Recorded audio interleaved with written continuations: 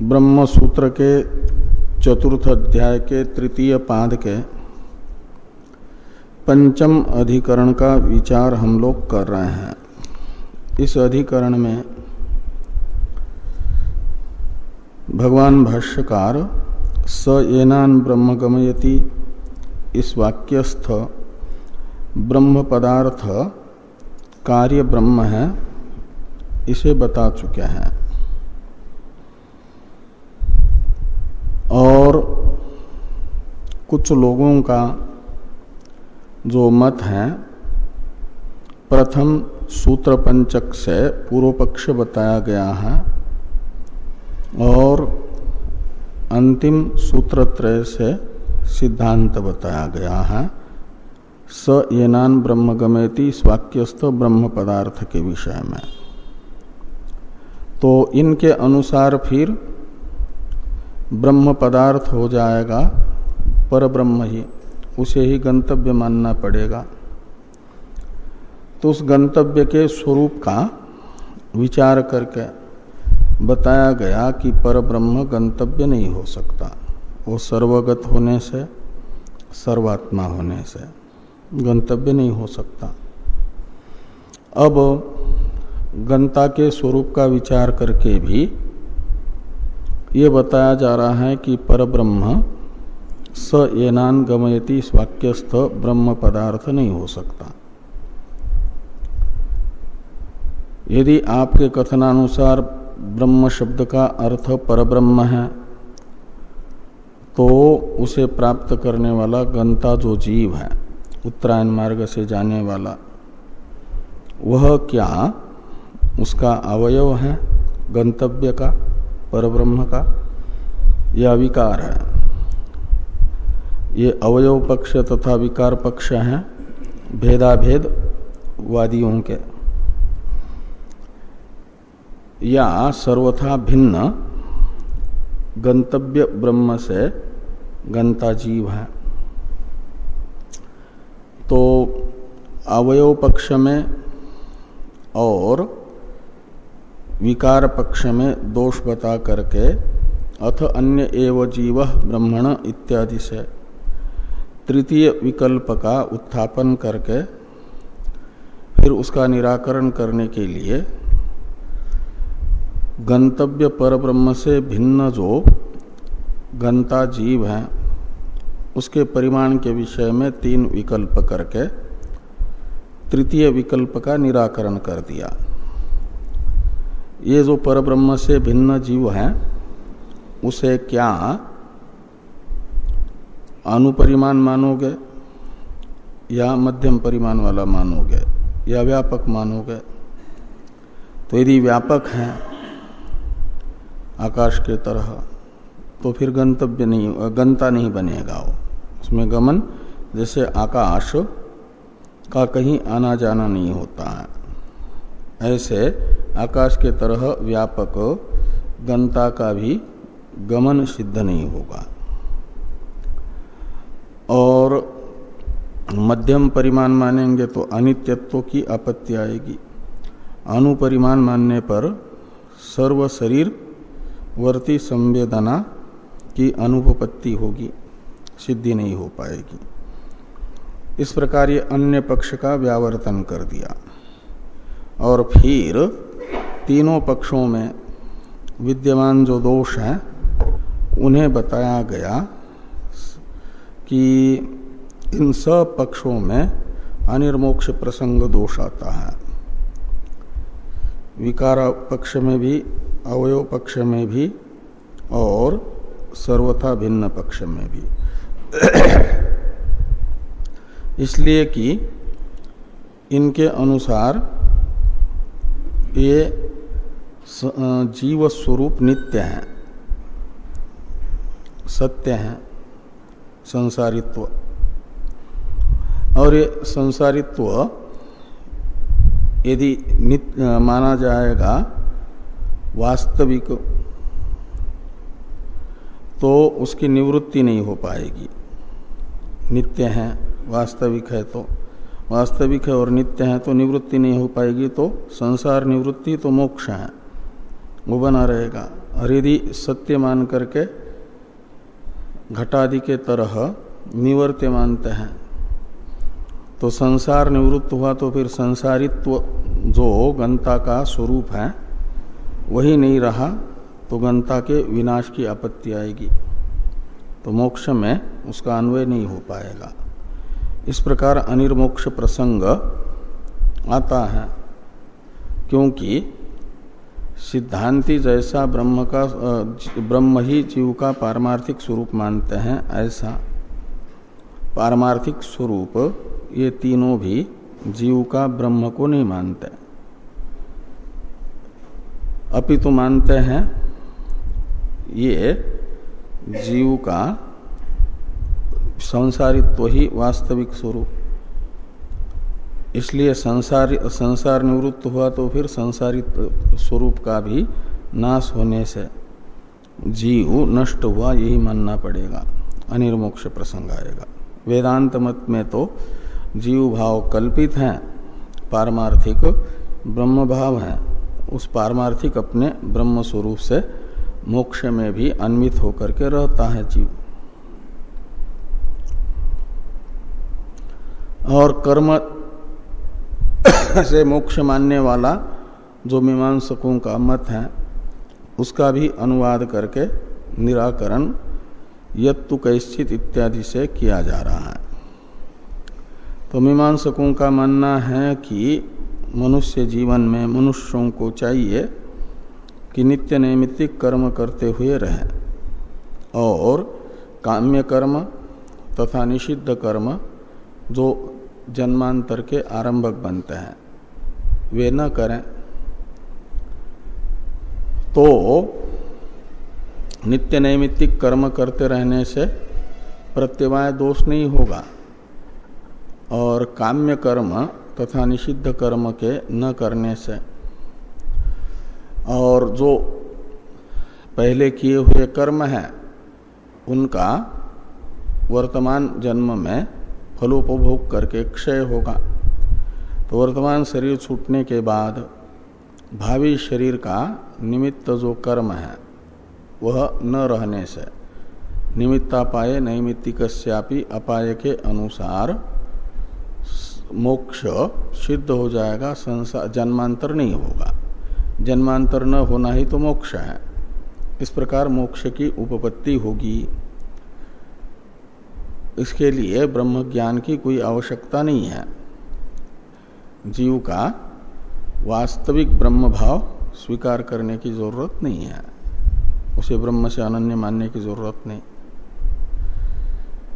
ये जो मीमांसकों का मत है इसका अनुवाद हुआ। अब निराकरण कर रहे हैं तद असत इत्यादि से। तद असत इत्यादि जो भाष्य हैं इसे देखिए कि तत् असत प्रमाणाभावात 886 नंबर पृष्ठ पर ये तद असत प्रमाणाभावात वाक्य है। तत् यानी मीमांसकों का कथन कि ऐसा जीवन भर करते रहेंगे, नित्य नैमित्तिक कर्म पाप और सकाम पुण्य नहीं करेंगे और प्रारब्ध का भोग करके क्षय करेंगे तो जन्मांतर नहीं होगा, मुक्त होगा। ये कहना जो है मीमांसकों का गलत है। असत है का अर्थ गलत है। क्यों? तो कहते प्रमाणाभावात। प्रमाणाभावात का अर्थ करते हैं टीकाकार एवं वृत्तम मोक्ष हेतु इति अस्मिन अर्थे मानाभावात इत्यर्थ। एवं वृत्तम का अर्थ है इस प्रकार का आचरण। वृत्तम कहते हैं आचरण को। तो किस प्रकार का आचरण की काम्य कर्म तथा निषिद्ध कर्म का न करना, नित्य नैमित्तिक कर्म का करना इत्याकारक जो आचरण है, यह आचरण मोक्ष का हेतु है। यह बताने वाला कोई प्रमाण नहीं है। तो कहते एवं वृतम मोक्ष हेतु इति अस्मिन अर्थे। जो मीमांसकों ने आचरण बताया, इस आचरण में और मोक्ष में हेतु हेतुमत भाव बताने वाला कोई प्रमाण न होने से मानाभावात का, यानी जो प्रमाणाभावात का ये अर्थ निकला। अब मूल में देखिए भाष्य में ही, नहीं एतत् शास्त्रेण केनचित प्रतिपादितम मोक्षार्थी इत्थम समाचरेत इति। कहते कोई श्रुति वचन ऐसा नहीं है कि ये बता रहा हो कि जो मोक्षार्थी है, मोक्ष चाहता है, उसे सकाम पुण्य कर्म और निषिद्ध कर्म छोड़ देना चाहिए, नित्य नैमित्तिक कर्म का ही आचरण करते हुए प्रारब्ध का भोग करके क्षय करते हुए जीवन व्यतीत करना चाहिए मोक्षार्थी को। ऐसा बताने वाला कोई शास्त्र वचन नहीं है, किसी शास्त्र ने ऐसा नहीं बताया है। ये प्रमाणाभावात सूत्र का व्याख्यान किया जा रहा है। तो फिर ये मीमांसक कैसे कह रहे हैं? तो कहते हैं स्वमनीषया तु एतत् तर्कितम यस्मात् कर्म निमित्त संसार तस्मात् निमित्ताभावात् न भविष्यति इति।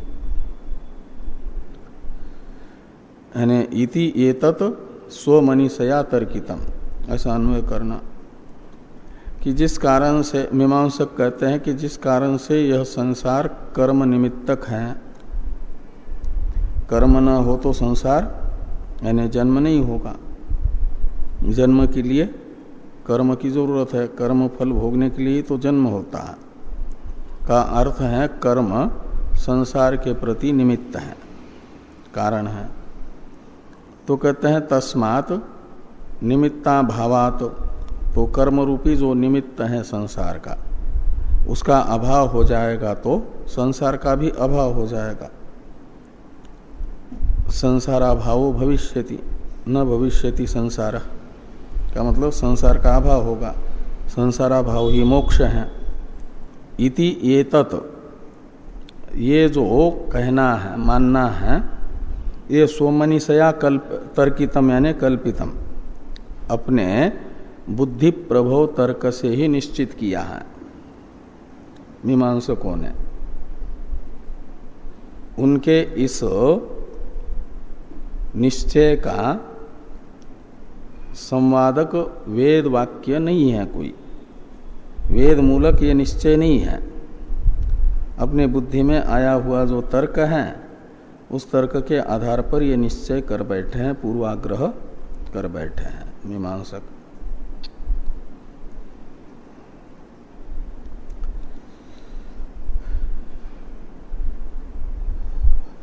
तो नच एतत् तर्कयितुम अपि शक्यते, इसका अवतरण लिखते हैं टीकाकार। तर्क एव मानम इत्यत आह नच एतत् तर्कयितुम इति।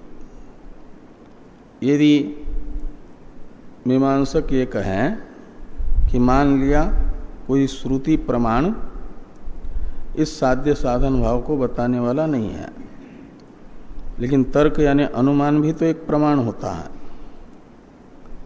तो ये अनुमान प्रमाण से ही इस प्रकार का आचरण तथा मोक्ष का साध्य साधन भाव निश्चित हो जाएगा।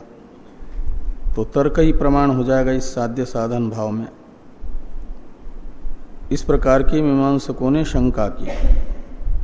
वही शंका बताई कि तर्क एव मानम, टीका में, कि इस प्रकार का आचरण तथा मोक्ष इनके साध्य साधन भाव का ज्ञापक तर्क ही प्रमाण है, अनुमान ही प्रमाण है। ऐसा यदि मीमांसक कहना चाहेंगे तो सिद्धांती कहते हैं इत्यत आह न च एतत् तर्कयितुम इति। तो न च एतत् तर्कयितुम अपि शक्यते निमित्ताभावस्य दुर्ज्ञानत्वात्, एतत् शब्द से लेना ये जो कार्य कारण भाव बताया जा रहा है कि मोक्ष का हेतु इस प्रकार का आचरण है। इस प्रकार का आचरण तथा मोक्ष इनका हेतु हेतुमत भाव तर्क यानी अनुमान से भी निश्चित नहीं किया जा सकता। न तो शक्यते तर्कयितुम। क्यों कहते? इसलिए कि संसार का निमित्त जो कर्म है उसके अभाव को जानना कठिन है। निमित्ताभावस्य दुर्ज्ञानत्वात् ये हेतु बताया जा रहा है। तर्क अपने बुद्धि से प्रभव तर्क मात्र से इस प्रकार का आचरण तथा कर्माभाव संसाराभाव रूप मोक्ष इनके साध्य साधन भाव का नहीं अनुमान लगाया जा सकता, निश्चय किया जा सकता। इसमें हेतु बताया जा रहा है निमित्ताभावस्य दुर्ज्ञानत्वात्। निमित्त शब्द से लेना संसार का निमित्तभूत कर्म। गहना कर्मणो गति भगवान कह रहा है गीता में। तो उन गहन कर्मों का अभाव निश्चय करना बड़ा कठिन है, सहसा नहीं हो सकता तर्क मात्र से।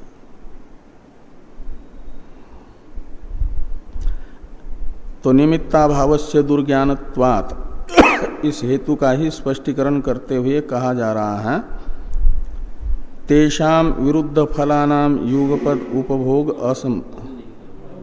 अच्छा हाँ, तो बहुनी ही कर्माणि जात्यंतर संचितानि इष्टानिष्ट विपाकानि एकैकस्य जंतोः संभाव्यन्ते। संचितानि में नी में जो इकार है वो दीर्घ होना चाहिए। किसी में होगा दीर्घ, उसमें दीर्घ है ना, इसमें दीर्घ नहीं है, दीर्घ होना चाहिए। एक है संचितानि और आगे है इष्ट। तो अक स्वर्ण दीर्घ से दीर्घ हुआ है।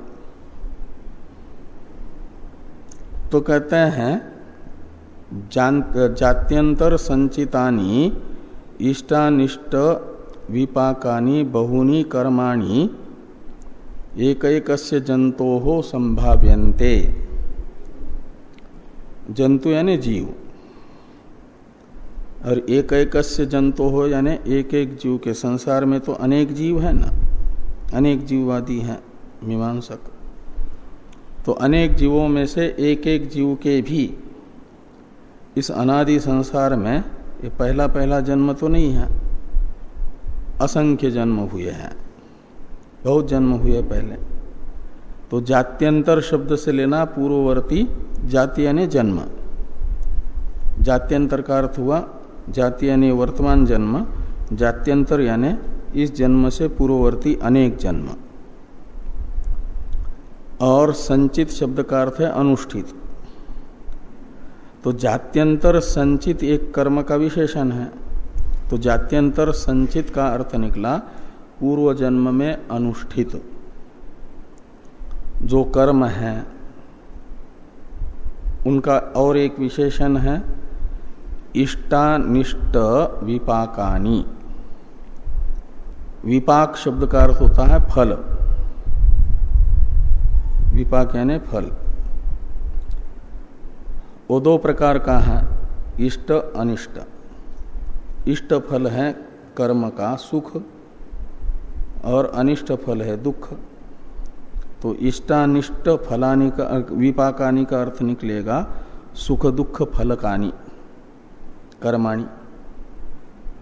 इष्ट सुख अनिष्ट दुख ये है विपाक यानी फल जिन कर्मों का। इष्टानिष्ट में पहले द्वंद्व समास और फिर फल शब्द के साथ बहुरी समास। तो इष्टानिष्टे यानी सुख दुखे विपाके विपाको यानी फले ये साम कर्मणाम तानि इष्टानिष्ट विपाकानि कर्माणि। तो द्वंद्व के अंत में श्रूयमान विपाक शब्द का दोनों के साथ अन्वय होगा। इष्ट विपाकानि, अनिष्ट विपाकानि, माने सुख फलक तथा दुख फलक, ऐसे पूर्व जन्म में अनुष्ठित कर्म एक एक जीव के मात्र इसी एक जन्म में भोगने योग्य ही नहीं है, बहुनी संति, बहुत हैं, बहुनी संभाव्यन्ते, गिनती नहीं की जा सकती, इतने हैं। और उन सब पहले जन्मों में अनुष्ठित सुख दुख रूपी विपरीत फल वाले सभी कर्मों का इसी शरीर में उपभोग होगा, ये नहीं कहा जा सकता, ये कल्पना नहीं की जा सकती। एक कहते हैं कि तेषाम विरुद्ध फलानाम युगपद उपभोग असंभवात कानिचित लब्धावसराणि इदम जन्म निर्मिमते कानिचित तु देश काल निमित्त प्रतीक्षाणि आसत इति इत्यतः तेषाम अवशिष्टानां सांप्रतेन उपभोगेन क्षपण असंभवात्। तो ये कहते हैं तेषाम विरुद्ध फलानाम, इसमें तेषाम ये सर्वनाम पूर्व जन्म में अनुष्ठित सुख दुख फलक जो अनेक कर्म हैं उनका परामर्शक है। एक एक जीव के अनेक कर्म हैं, उनका परामर्शक हुआ तेषाम शब्द। और वे कैसे हैं? तो विरुद्ध फलक है, सुख दुख का आपस में विरोध है, और वो है फल जिन कर्मों का। ऐसे सुख दुख फलक पूर्व जन्म में अनुष्ठित जो कर्म है उनका युगपत उपभोग असंभवात, एक साथ विपरीत फल वाले कर्मों का फलोपभोग संभव नहीं है। युगपत यानी एक ही जन्म में एक एक ही जन्म में एक साथ वो सारे कर्म जो पूर्व जन्म में अनुष्ठित हैं विपरीत फल वाले, उनका एक ही शरीर से उपभोग संभव नहीं है। कुछ ऐसे पुण्य हैं जिनका फल जो सुख है वो मानव शरीर से नहीं भोगा जा सकता, उसके लिए देवता शरीर चाहिए। और कुछ ऐसे पाप हैं जिनका फलोपभोग मानव शरीर से नहीं हो सकता, उसके लिए नारकीय शरीर आदि चाहिए। ऐसे भी कुछ पाप कर्म हैं। तो एक ही मानव शरीर से उन सब संचित कर्मों का फलोपभोग संभव नहीं है। तो तेषाम विरुद्ध फलानाम युगपत यानी एकस्मिन जन्मनि, यहाँ पर युगपत शब्द का अर्थ लेना एक ही जन्म में, वर्तमान शरीर से, मानव शरीर से ही उपभोग असंभवात।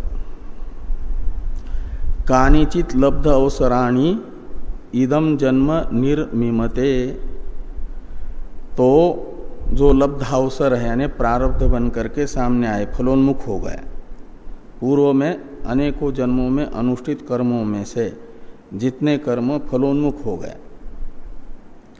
प्रारब्ध बन करके प्रकट हुए, वे इदम जन्म निर्मिमते, इस शरीर का आरंभ करते हैं अपना फलोपभोग कराने के लिए।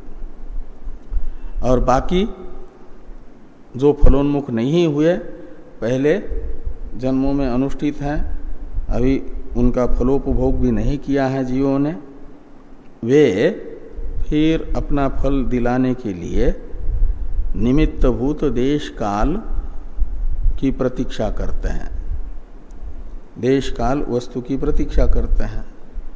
तो ये कह रहे हैं कि कानिचित तु देश काल निमित्त प्रतीक्षाणि आसते, तो कुछ कर्म अपने सहयोगी देश काल वस्तु की अपेक्षा करते रहते हैं, प्रतीक्षा करते हैं। हाँ, आसते कानिचित ये करता है ना, तो वे वो प्रतीक्षा करते रहते हैं अपना फल देने के लिए। प्रतीक्षारत होते हैं। इत्यतः तेषाम अवशिष्टानाम, तो वो जो अभी प्रतीक्षारत है फल देने के लिए, जिनके फल को भोगने के लिए वर्तमान शरीर निर्माण नहीं हुआ है, वर्तमान शरीर का निर्माण जिन कर्मों का फलोपभोग करने के लिए हुआ है वे तो लब्ध अवसर फल कर्म है, वो है प्रारब्ध कर्म। उन्हीं का मात्र फलोपभोग यहाँ पर होगा इस जन्म में, और उन्हीं प्रारब्ध कर्मों का क्षय वर्तमान जन्म में उपभोग से होगा।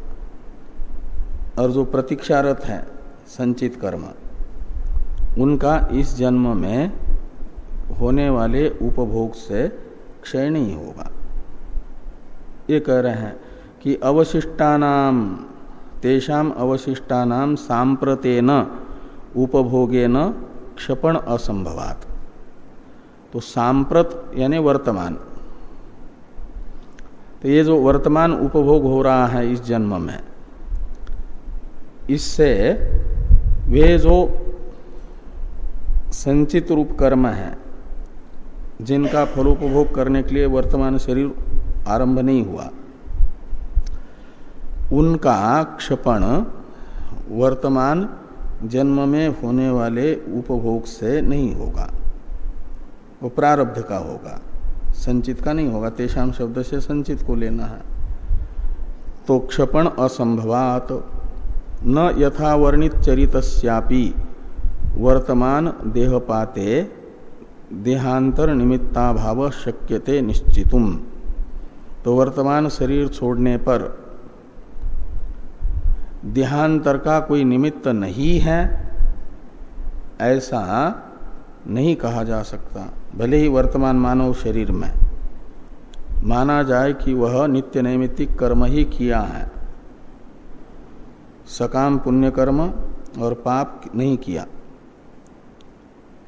यथावर्णित चरित शब्द से ऐसे मनुष्य को लेना जो मुमुक्षु बन करके जैसा मीमांसकों ने मार्गदर्शन किया ऐसा ही कर रहा है, नित्य नैमित्तिक कर्म करता जा रहा है, सकाम कर्म तथा पाप कर्म नहीं कर रहा है, और वर्तमान में जो प्रारब्ध का फलोपभोग है वो कर रहा है।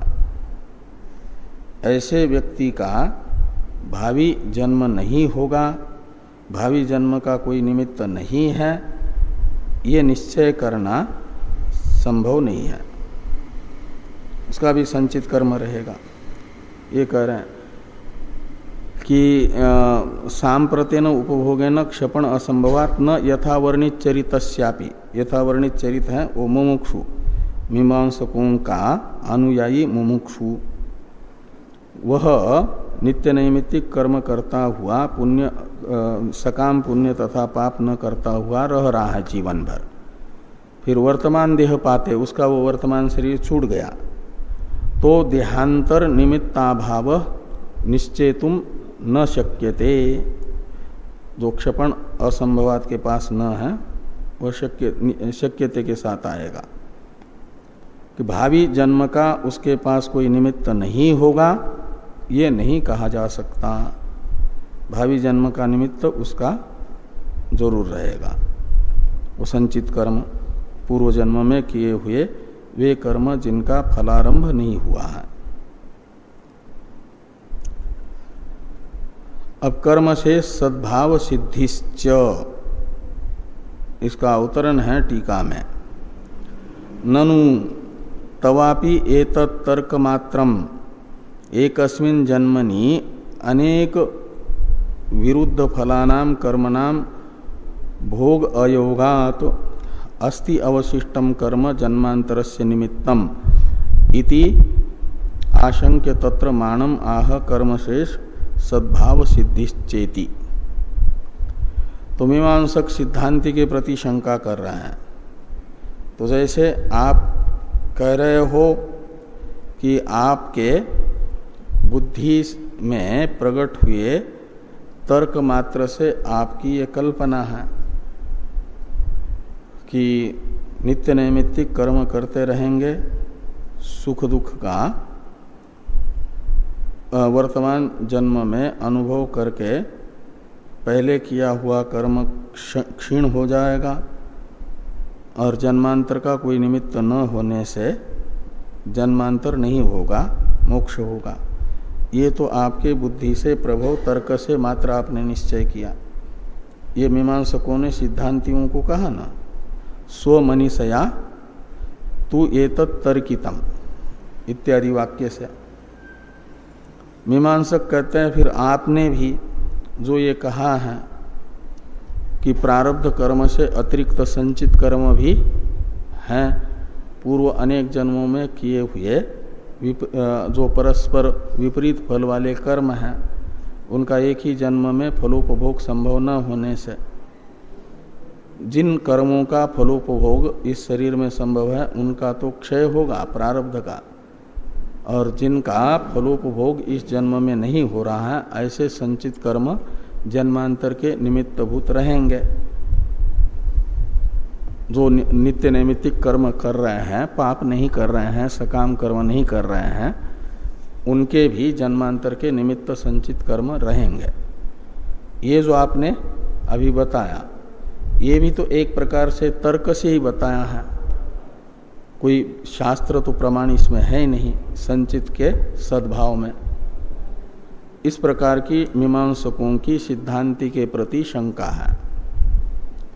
ये टीका में लिखी है टीकाकार ने कि ननु तवापि एतत् तर्क मात्रम, आपका भी तो ये कथन तर्क से ही निश्चित हो रहा है।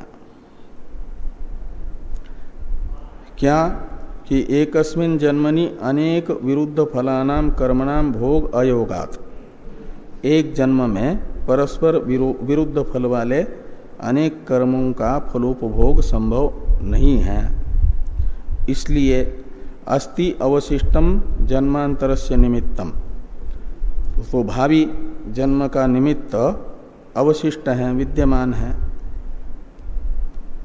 इति एतत् तवापि तर्कितम एव, ये लगाना तर्क मात्रम एव, तो ये भी तो आपने तर्क से ही निश्चित किया है, कोई शास्त्र वचन से तो निश्चित नहीं होता। इस प्रकार की मीमांसकों की शंका है। सिद्धांती कहते हैं कि आप छांदोग्य उपनिषद पढ़ो तो आपको मालूम होगा कि संचित कर्म का निश्चायक शास्त्र प्रमाण भी है, केवल तर्क मात्र नहीं है हमारा, ये शास्त्र वचन प्रमाण के रूप से बताया जा रहा है। तो ये कहते हैं कि इति आशंक्य तत्र मानम आह, मानम यानी शास्त्र प्रमाणम, तो शास्त्र प्रमाण बता रहे हैं कर्म सद्भाव में प्रारब्ध से अतिरिक्त जन्मांतर का निमित्त भूत संचित कर्म रहता है, ये बताया जा रहा है शास्त्र प्रमाण से। तो कर्म से सद्भाव सिद्धिश्च तद इह रमणीय चरणा ततः शेषेण इत्यादि श्रुति स्मृतिभ्य। तो ये कहते हैं कि जो पुण्य कर्म करके मनुष्य शरीर में सकाम पुण्य कर्म करके चले जाते हैं स्वर्ग में, यजमान शरीर को छोड़ करके धूमयान मार्ग से स्वर्ग में गए, और वहाँ जब तक पुण्य कर्म का फलोपभोग करके क्षय नहीं होता तब तक रहते हैं। क्षीणे पुण्य मर्त्य लोकम विशंति, इस गीता वचन के अनुसार फिर स्वर्गलोक में निवास का निमित्त भूत जो पुण्य कर्म है वह समाप्त होने पर फिर उनकी पुनरावृत्ति होती है। क्षीणे पुण्य मर्त्यलोकम विशंति, यह गीता वचन भी कह रहा है। का मतलब कर्म सद्भाव होगा तब न जन्मांतर होगा। स्वर्ग में जाने के बाद देवता शरीर मिला तो वो हमेशा के लिए नहीं होता, वो देवता शरीर भी छोड़ना पड़ता है। जैसे मानव शरीर छोड़ना पड़ता है ऐसे देवता शरीर भी छूट जाता है जो स्वर्ग में जाते हैं उनका। और फिर मृत्यु लोक में आते हैं, और मृत्यु लोक में आकर के फिर से वेद अधिकारी ही बनेंगे, ये कोई निश्चित नहीं है।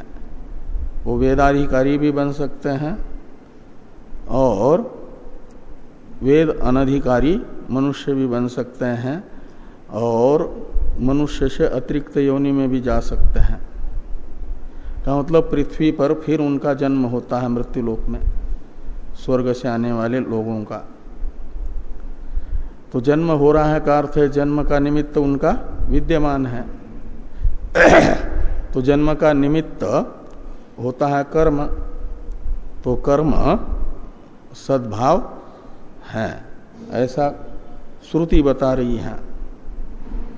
कहते हैं स्वर्ग से वापस आने वाले जो जीव हैं उनका भी यहाँ पर आने के बाद जन्म होता है। किसी का मानव शरीर के रूप में जन्म होता है, मनुष्य के रूप में वेदाधिकारी बन करके आते हैं, त्रैवर्णिक बन करके आते हैं। कोई फिर दूसरे वेद को न मानने वाले लोगों के यहाँ जन्म लेते हैं। तो कोई जो पहले स्वर्ग में देवता थे वो यहाँ आकर के कुत्ता, बिल्ली, सूकर आदि भी बन जाते हैं। कोई जरूरी नहीं है कि स्वर्ग से आने वाले जीव सब के सब मनुष्य ही बने, आस्तिक ही बने। तो उनका फिर कहा जाता है कि कर्म सद्भाव है, तभी तो ये विलक्षण विलक्षण जन्म हो रहा है। तो स्वर्ग में पुण्य कर्म का फलोपभोग, स्वर्गीय सुख का अनुभव करने के बाद जब वापस आ रहे हैं, उनमें से दो प्रकार के जीव हैं। कुछ रमणीय चरण है और कुछ कपूय चरण है। रमणीय चरण में का अर्थ है कि पहले जो जन्म में किए हुए कर्म हैं जिनका फलोपभोग स्वर्ग में नहीं हुआ, पहले जन्मों में हुआ है कर्म, लेकिन फलोपभोग अभी नहीं हुआ। और स्वर्ग में तो केवल पुण्य का फलोपभोग हुआ, और अब वापस आ रहे हैं तो उनमें से जिनका पुण्य शेष है, कर्म शेष, पुण्यात्मक, जो मनुष्य लोक में आकर के मानव शरीर आदि में भोगे जा सकते हैं, ऐसे पुण्य कर्म शेष हैं जिनके, उन्हें कहा जाएगा रमणीय चरण। उनका वेदाधिकारी मनुष्य के रूप में जन्म होगा।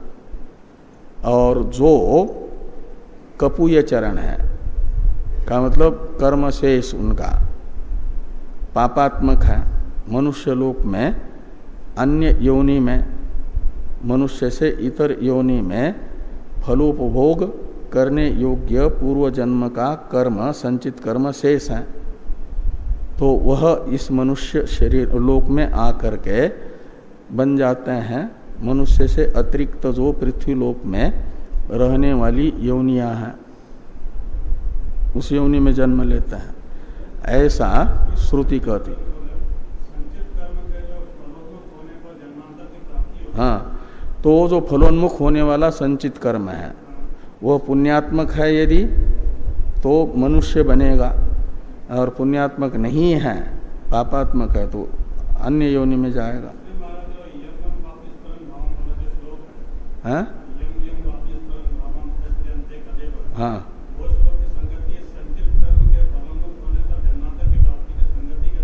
हो जाती है। इसलिए कि पहले संचित कर्म सारे के सारे ईश्वर दिखाते हैं कर्म की रील, और वो कर्म की रील देखने के बाद जिन कर्मों का फलोपभोग करना चाहता है वो उतने याद रहते हैं मरने वाले जीव को, शरीर छोड़ते समय ही दिखाते हैं।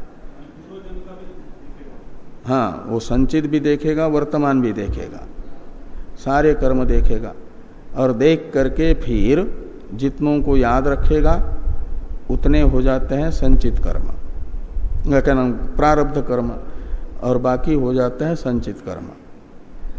और उन कर्मों का फलोपभोग ईश्वर देखते हैं कि कौन से शरीर में हो सकता है, जो याद रखे हैं उसने, भावी जन्म का प्रारब्ध बनाया है। फलोन्मुख कर दिया है जिन कर्मों को, फलोन्मुख करने का अर्थ है उनको याद रखना, तो फलोन्मुख हो गए, प्रारब्ध बन गए। तो फिर ईश्वर देखते हैं कि इसने याद रखे हुए कर्मों का फलोपभोग 84 लाख प्रकार के शरीरों में से किस शरीर से भोगा जा सकता है, इसका प्रारब्ध भावी, उसी शरीर के प्राप्ति का संकल्प ईश्वर करता है कि इस जीव को ये शरीर मिल जाए।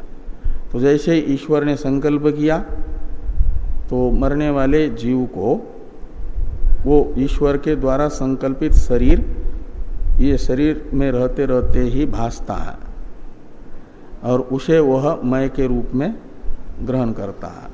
वो अंतिम समय में वही यम यम वापि स्मरण भाव है। तो उसे पहले फलोन्मुख होते हैं कर्म, फिर ईश्वर संकल्प करते हैं उसके भावी जन्म का, और जैसे ईश्वर ने संकल्प किया तो फिर वो शरीर उसे दिखता है, और जैसे ही शरीर दिखा तो उसे मय के रूप में पकड़ता है।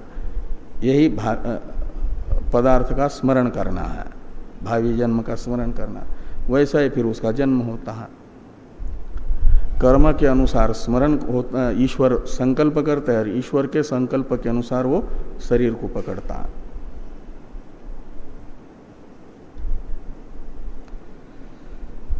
तो ये कहा जा रहा है कि छांदोग्य श्रुति बता रही है कि तद इह रमणीय चरणा ततः शेषेण, तो ये इह रमणीय चरणा, इह यानी इस लोक में रमणीय चरण जो थे वे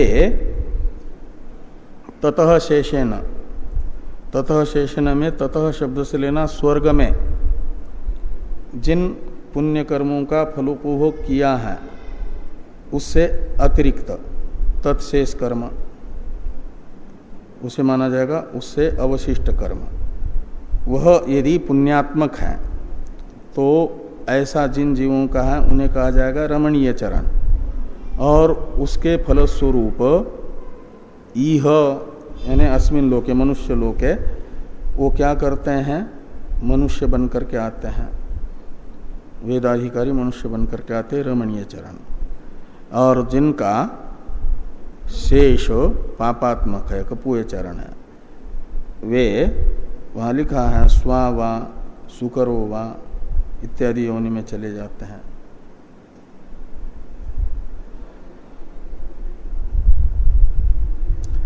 इत्यादि श्रुति स्मृतिभ्य, तो ये तो श्रुति है और स्मृति भी बताई गई है। क्षीणे पुण्यमर्त्य लोकम विशंति, और भाष्यकार आगे बता रहे हैं आपस्तंभ स्मृति को। आपस्तंभ ऋषि के द्वारा रचित एक स्मृति है, इसे आपस्तंभ स्मृति कहते हैं। ऐसे मनु जी के द्वारा रचित मनुस्मृति है। ऐसे आपस्तंभ नाम के एक ऋषि हुए हैं, उनके द्वारा रचित ग्रंथ को आपस्तंभ स्मृति कहते हैं। उसमें वे कर्मशेष बता रहे हैं, कर्मशेष सद्भाव। तो श्रुति और स्मृति दोनों भी प्रमाण हैं, वो तर्क प्रमाण से अलग है। तो श्रुति प्रमाण तथा स्मृति प्रमाण से वेदांत मतानुसार प्रारब्ध से अलग संचित कर्म का अस्तित्व सिद्ध हो रहा है शास्त्र प्रमाण से। शास्त्र है श्रुति स्मृति।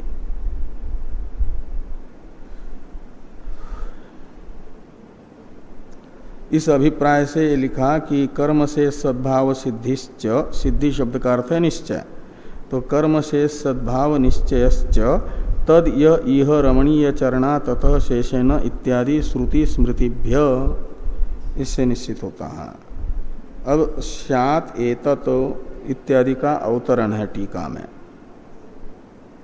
संतु अनारब्ध फलानि पुण्य पापानि तेषाम नित्यादि अनुष्ठानेन क्षयात् न जन्मांतरम इति शंकते स्याद् एतदिति।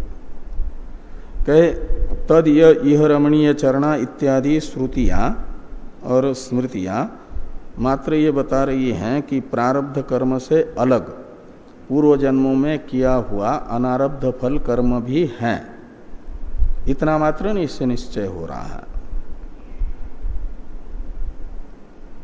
धर्मेण पापम अपनुदति इत्यादि वचनों के अनुसार वो जो संचित कर्म है माना जाएगा कि ये जो नित्य नैमित्तिक कर्म का अनुष्ठान रूप धर्मानुष्ठान है उससे वो संचित समाप्त हो जाएगा।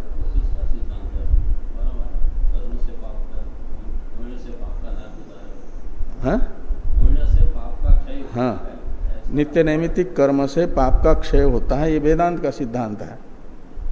गीता कहती है योगिनः कर्म कुर्वन्ति संगं त्यक्त्वा आत्मशुद्धि। आत्मशुद्धि है संचितगत पाप की निवृत्ति, किल्बिष की निवृत्ति। किल्बिष है यही पाप।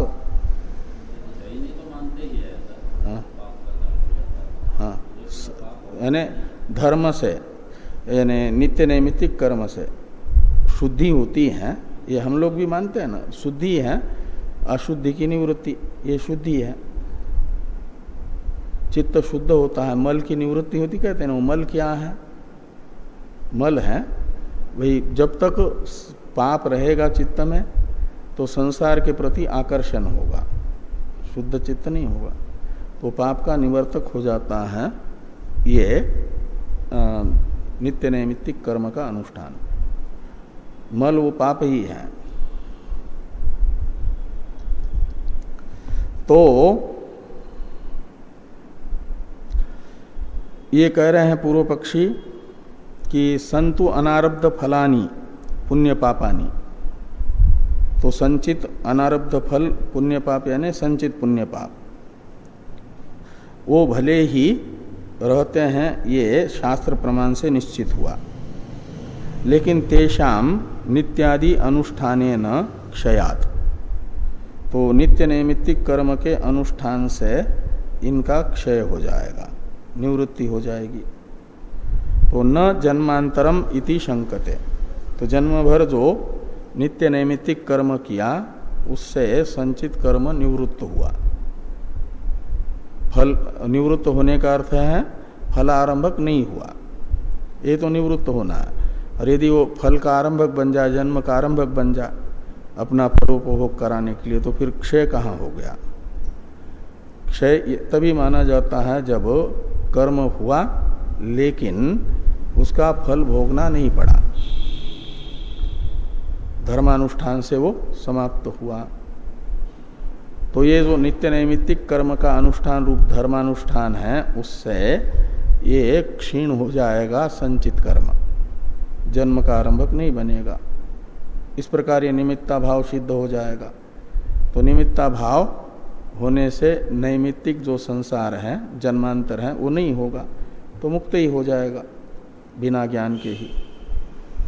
ये मीमांसक शंका करते हैं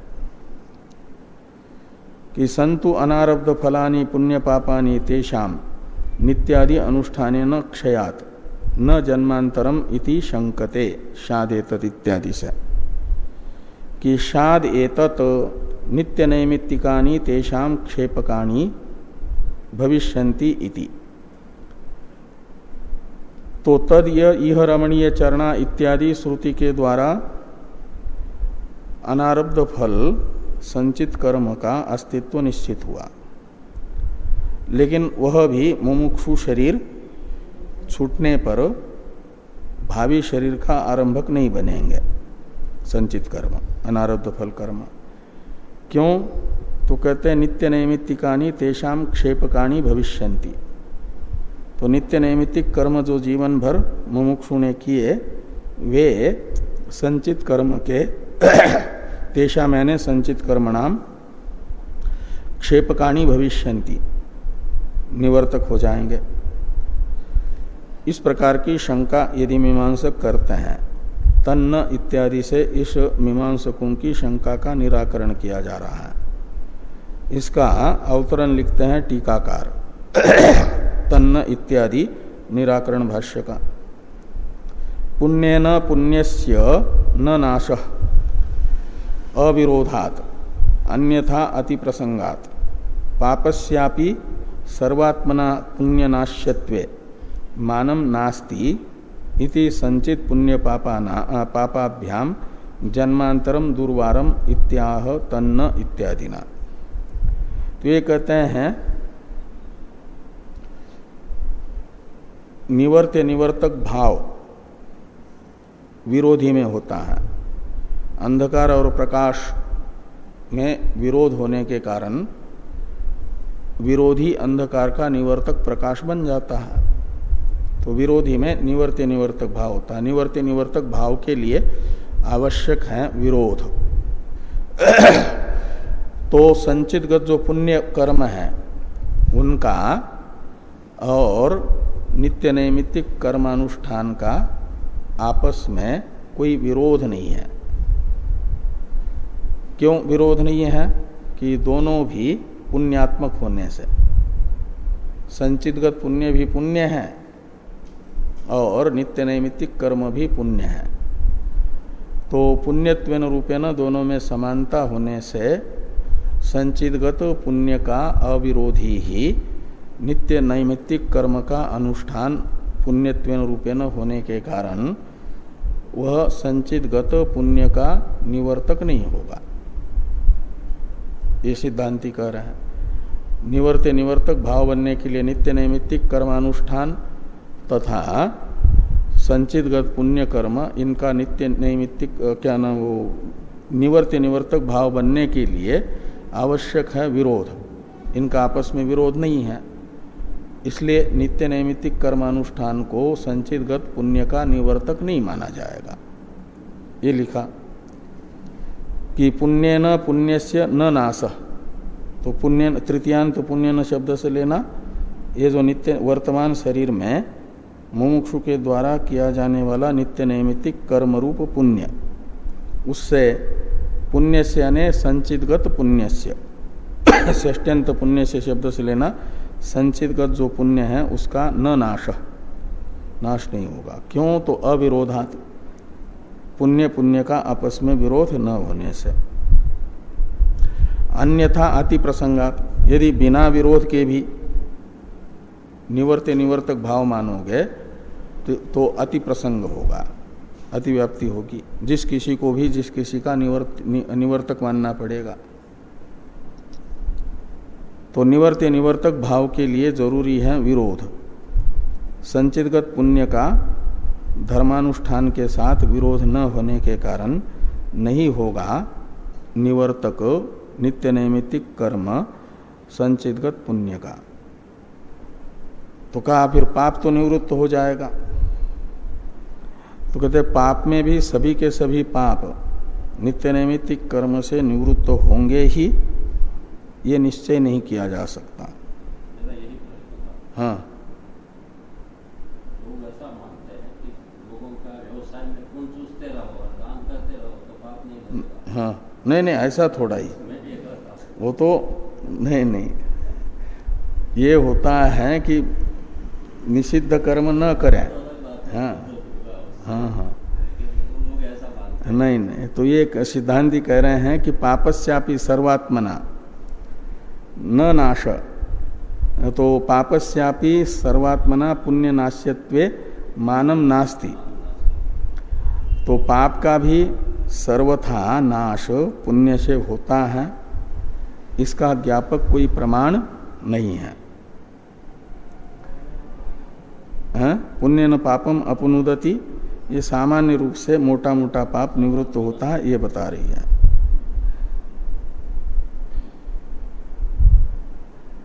जो मल का उत्पादक वैराग्य में नित्यानित्य वस्तु विवेक की उत्पत्ति में प्रतिबंधक पाप है, उतना मात्र नित्य नैमित्तिक कर्म के अनुष्ठान से निवृत्त होता है। ये पुण्य न पापम अपनुदति कह रही है।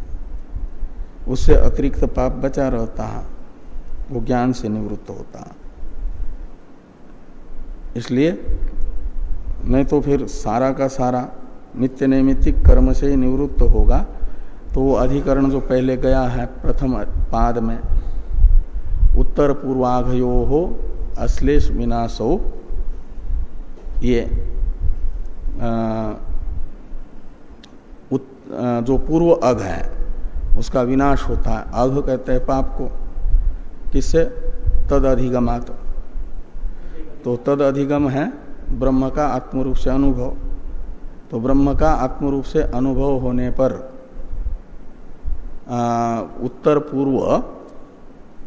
उत्तर पाप का अश्लेष और पूर्व पाप का विनाश जो श्रुति बता रही है, वह श्रुति कोई जरूरी नहीं होगी। फिर क्षीयन्ते चास्य कर्माणि तस्मिन् दृष्टे परावरे, उसमें कर्म शब्द से कुछ पाप भी हैं, वे समाप्त हो जाते हैं ज्ञान से। इसलिए कर्म सबको निवृत्त नहीं करता।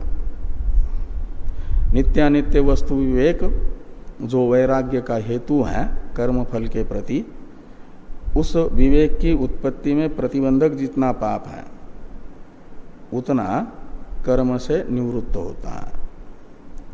इसलिए शुद्धि की भी एक